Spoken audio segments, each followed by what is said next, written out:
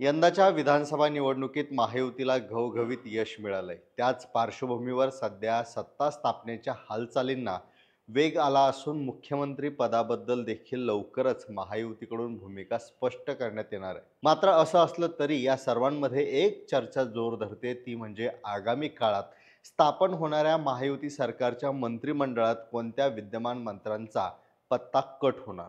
तर आम्ही असे 4 विद्यमान मंत्र्यांची नावं काढली आहेत, की ज्यांचा पत्ता या येणाऱ्या काळात कदाचित स्थापन होणाऱ्या महायुती सरकारच्या मंत्रिमंडळातून कट होऊ शकतो. तर नेमके हे मंत्री कोणते? मंत्रिमंडळातून त्यांचा पत्ता कट होण्याची नेमकं कारण काय असणार? चला ह्या सगळ्या गोष्टीवर या व्हिडिओच्या माध्यमातून चर्चा करूया. पण त्यापूर्वी एक महत्त्वाची सूचना अशी, की जर तुम्ही अजूनही आपल्या महाराष्ट्रभूमी चॅनलला सबस्क्राईब केलं नसेल तर आता सबस्क्राईब करा. तसंच नोटिफिकेशनचं बटन दाबायला विसरू नका. तर ज्या मंत्र्यांचं नाव येणाऱ्या काळात स्थापन होणाऱ्या महायुती सरकारच्या मंत्रिमंडळात वगळण्यात येऊ शकतं, त्यामध्ये पहिला क्रमांक लागतो तो म्हणजे अतुल सावे यांचा. युती सरकारच्या पहिल्या कार्यकाळात आणि आताच्या असणाऱ्या महायुती सरकारच्या कार्यकाळात मंत्रिपद भूषवणाऱ्या अतुल सावे यांचं यंदाच्या मंत्रिमंडळातून नाव वगळण्यात येऊ शकतं असं बोललं जातंय.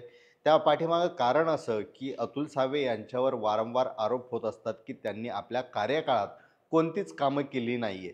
तर त्यांच्या जागेवरच त्यांच्याच जिल्ह्यातून म्हणजे छत्रपती संभाजीनगर जिल्ह्यातून चौथ्यांदा आमदार होणाऱ्या प्रशांत बंब यांच्या नावाची वर्णी लागण्याची शक्यता आहे.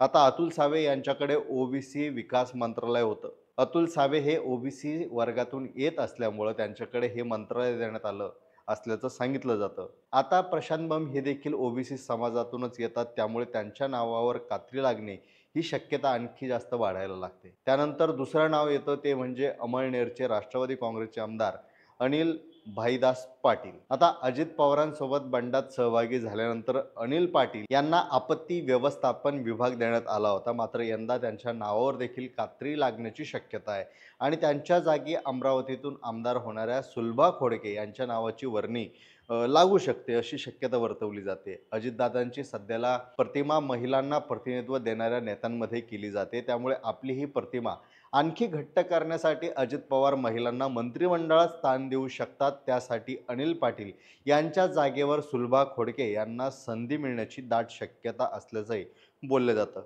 पुढचं नाव देखील अजित पवार गटातूनच समोर येताना दिसतं, ते म्हणजे धर्मराव बाबा आत्राम यांचं. अन्न व औषध पुरवठा मंत्रालयाची जबाबदारी सांभाळणाऱ्या धर्मराव बाबा आत्राम यांच्या नावावर देखील यंदाच्या मंत्रिमंडळात कात्री लागण्याची शक्यता आहे.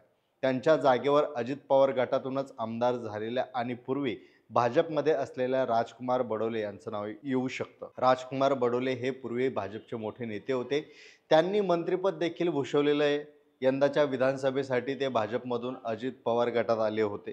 साहजिकच त्यांचं हे एकंदरीत जर राजकारण पाहिलं किंवा त्यांचा एकूण राजकीय प्रवास पाहिला तर कदाचित त्यांची वर्णी लागू शकते. शेवटचं नाव येतं भाजपमधून ते म्हणजे डोंबिवलीचे आमदार रवींद्र चव्हाण यांचं. रवींद्र चव्हाण यांचं नाव मंत्रिमंडळातून कट होण्यामागे काही प्रमाणात RSSचा देखील हात असू शकतो.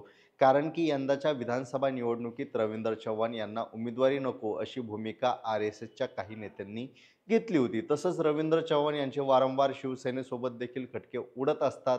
मुंबई गोवा महामार्गाच्या दुरवस्थेवरून रवींद्र चव्हाण यांच्यावर बरेच आरोप देखील झाले होते. त्यामुळे या सगळ्या गोष्टींचा कुठेतरी विचार केला तर रवींद्र चव्हाण यांचं नाव यंदाच्या मंत्रिमंडळातून कट होण्याची शक्यता वर्तवली जाते. अर्थात ही जी नावं आपण पाहिली त्यामध्ये एक तार्किक गोष्ट आहे, हे असं समीकरण येईल याबद्दलही वेगवेगळ्या चर्चा आहेत. पण या व्यतिरिक्त अशी कोणती नावं आहेत का, की ज्याबद्दल तुम्हाला वाटतं की यांची नावे कट होऊ शकतात? त्यांची नावे आम्हाला कमेंट करून नक्की सांगा. धन्यवाद.